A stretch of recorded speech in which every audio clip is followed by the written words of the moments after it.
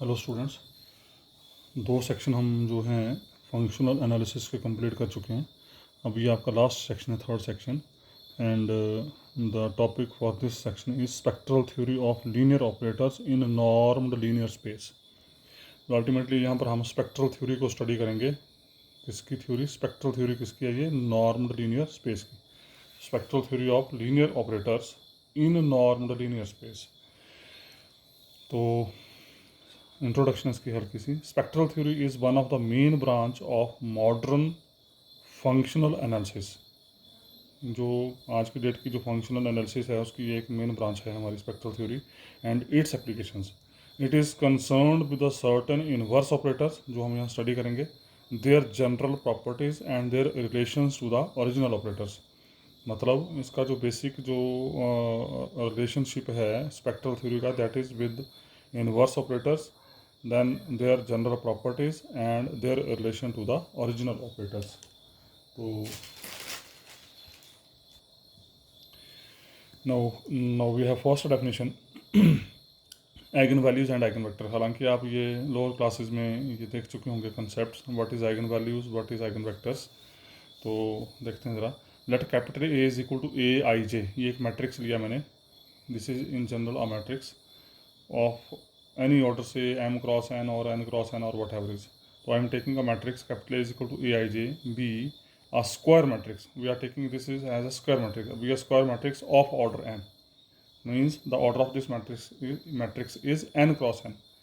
A vector x belongs to capital A is said to be an eigen vector. तो बोलता है कि इस मैट्रिक्स का कोई भी एलिमेंट जो है, sorry, a vector x belongs to capital A is said to be eigenvector or characteristic vector or proper vector of capital A. तीनों में इसका ध्यान रखिएगा।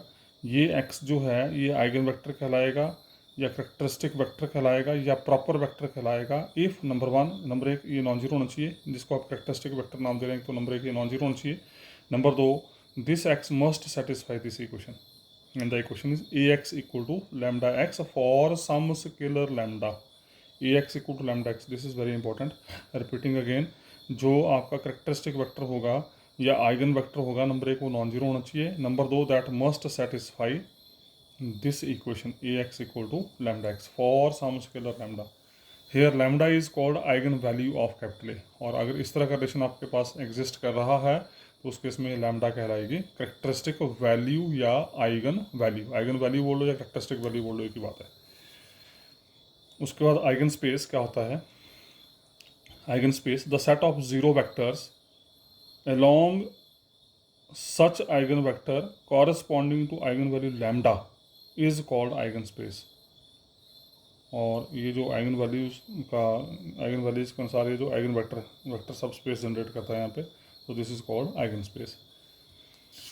के बाद नेक्स्ट डेफिनेशन है, let capital B square matrix of order n and lambda be any scalar, then the matrix polynomial A minus lambda capital I. A आपका square matrix था, लैम्डा आपकी आइगन वैल्यू थी, आई है आपका यहाँ पे identity matrix of same order of order n. Capital A be square matrix of order n, lambda be any scalar, then the matrix polynomial A minus lambda I. जब आप इसको solve करेंगे तो एक नया मैट्रिक्स बनेगा आपके पास of first degree is called characteristic matrix of capital A. इस मैट्रिक्स को नाम देंगे हम characteristic matrix of capital A, I being unit matrix of order n.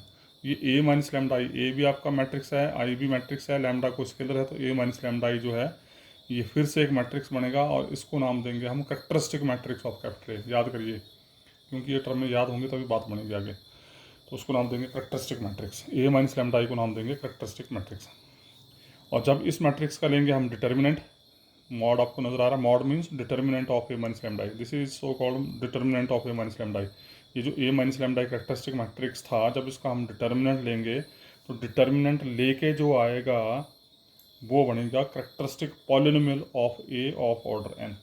मतलब ए माइनस लैम्डा ये जो मैट्रिक्स था, जब आप इसका डिटर्मिनेंट लेंगे तो डिटर्मिनेंट लेके आपके पास एक सिंगल इक्वेशन आएगी and that single equation is known as characteristic polynomial of capital A of order n. उसको बोलेंगे करेक्टरिस्टिक पॉलिनोमियल।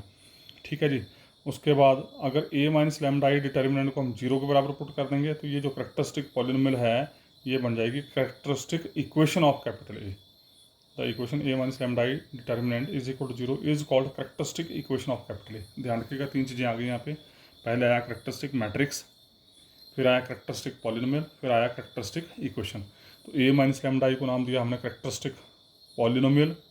जब इस पॉलिनोमियल का डिटर्मिनेंट लिया तो जो इक्वेशन बनेगी उसको नाम दिया करेक्टरिस्टिक पॉलिनोमियल, सॉरी ये बन गया करेक्टरिस्टिक मैट्रिक्स। ए माइनस लैम्डा आई बन गया करेक्टरिस्टिक मैट्रिक्स। जब इसका डिटर्मिनेंट लिया तो ये बन जाएगा करेक्टरिस्टिक पॉलिनोमियल। जब उस डिटर्मिनेंट को 0 के बराबर पुट कर दिया तो ये करेक्टरिस्टिक पॉलिनोमियल जो है that is known as characteristic equation of capital A. उसके बाद फिर हम इस करेक्टरिस्टिक इक्वेशन को सॉल्व करेंगे for the values of lambda. फिर इस करेक्टरिस्टिक इक्वेशन को हम सॉल्व करते हैं और ये काम आप लोअर क्लासेस में कर चुके हैं। बीएससी क्लासेस में आपने लीनियर अलजेब्रा पढ़ा होगा, वहाँ आपने काफ़ी डिटेल में काम किया होगा।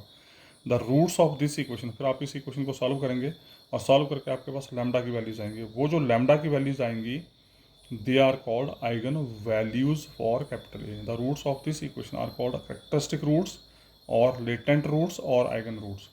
इसके 3 नाम हैं, आइगन वैल्यू बोल दो, करेक्टरिस्टिक वैल्यू बोल दो या लेटेंट वैल्यू बोल दो, और वैल्यू की जगह you can use the word roots. Okay, the set of all eigen values of capital A is called spectrum of capital A. Now this is very important है।